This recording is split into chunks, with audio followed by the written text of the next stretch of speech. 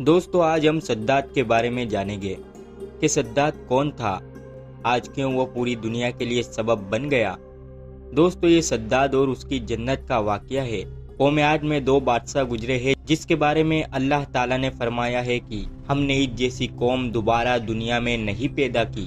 قوم عاد یمن میں آباد تھا۔ سداد اور اس کی جنت کا واقعہ۔ دوستو اس ویڈیو کو پورا ضرور دیکھیں۔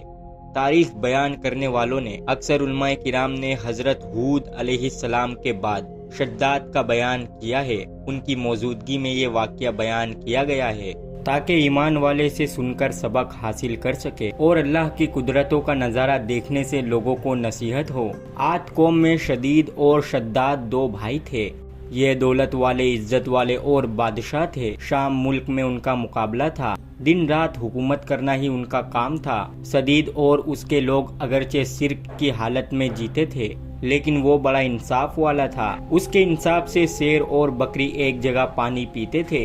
کہا جاتا ہے کہ ایک دن اس کی عدالت میں 2 آدمی آئے۔ ان دونوں نے عجیب حالات سنائے۔ ایک بولا کہ میں نے اسے زمین کا ایک ٹکڑا لیا ہے قیمت دے کر اور اس زمین پر اب میرا قبضہ ہے۔ میں نے اس زمین میں خزانہ پایا ہے، میں اس کو دینا چاہتا ہوں اس لیے کہ یہ خزانہ اسی کا ہے۔ دوسرا بولا کہ میں نے زمین بیچ دی ہے اس لیے اس میں جو کچھ ہے سب اسی کا ہے، اب اسے لینا چاہیے لیکن یہ ہلا بہانہ کر رہا ہے۔ شدید نے کہا کہ کیا تم دونوں کی کوئی اولادیں ہے؟ انہوں نے کہا ہاں ہے، ایک کے پاس بیٹا اور ایک کے پاس بیٹی تھی۔ شدید نے کہا ان دونوں کا نکاح ایک دوسرے سے کر دو اور یہ مال ان دونوں کو دے دینا چاہیے۔ اس کے انصاف کا جو نام ہوا وہ سب سے الگ تھا۔ حضرت ہود علیہ السلام شدید کو بھی ایمان کی دعوت دیتے تھے لیکن اس نے سب کچھ ہونے کے بعد بھی اس پر دھیان نہ دیا اور شرک کی حالت میں مر گیا۔ اس کے بعد سداد گدی پر بیٹھا تو حضرت ہود علیہ السلام نے سداد کو بھی ایمان لانے کی دعوت دیے۔ وہ بولا اگر میں تمہارا دین قبول کر لوں تو اس کے بدلے میں مجھے کیا ملے گا؟ حضرت ہود علیہ السلام نے فرمایا اللہ تعالیٰ تمہیں اس کے بدلے ہمیشہ کے لیے جنت میں رکھے گا اور تم پر اپنی رحمت مہربانی کرے گا۔ سداد نے کہا کہ میں بھی جنت بناؤں گا اور دن رات وہاں پرہیز کروں گا۔ پھر سداد نے جنت بنانے کا پورا ارادہ کر لیا۔ سداد نے ملک کے کونے کونے میں عالموں کے پاس پیغام بھجوایا اور حکم کے مطابق سونا چاندی ہیرے جواہرات بھیجے اور حکم دیا کہ جتنے بھی مشک عنبر اور موارد اس کے ہاتھ آئے وہ سب کچھ جمع کر کے سداد کے پاس لایا جائے۔ ہر طرح کا سامان جمع کرنے کے بعد اس نے ایک خوبصورت اور منموہک جگہ کی تلاش شروع کی اور اسے وہ جگہ مل بھی گئی۔ وہ ایسی جگہ تھی کہ جہاں جنت کی ہوا کی طرح خوشبودار ہوا تھی۔ اس نے اس جگہ پر تمام ہیرے جواہرات جمع کروائے، بڑے بڑے تیز قسم کے کاریگر بلوائے اور عمارت کی مضبوط سے مضبوط نیو ڈلوانا شروع کر دیا۔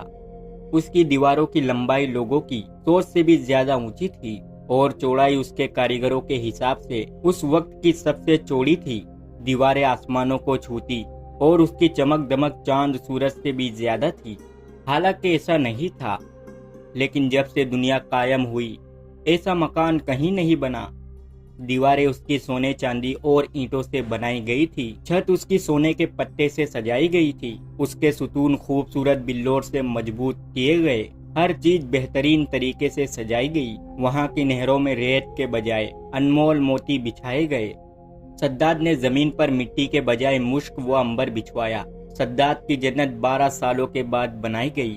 12 سال لگ گئے سداد کو اپنی جنت بنانے کے لیے۔ سداد کی خوشی کا ٹھکانہ نہ تھا۔ سداد ایک بڑی فوج لے کر اس محل اور جنت کو دیکھنے کے لیے چلا۔ سداد اپنی جنت و محل کو دیکھنے جا ہی رہا تھا، پھر اسی وقت موت کے فرشتے نے سداد کی روح قبض کر لی اور اس کا جسم روح سے خالی ہو گیا۔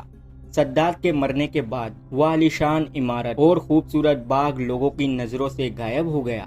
اللہ تعالیٰ سے دعا ہے کہ اللہ تعالیٰ ہمیں ایمان پر قائم رکھے۔ دوستو اس ویڈیو کو زیادہ سے زیادہ شیئر کیجیے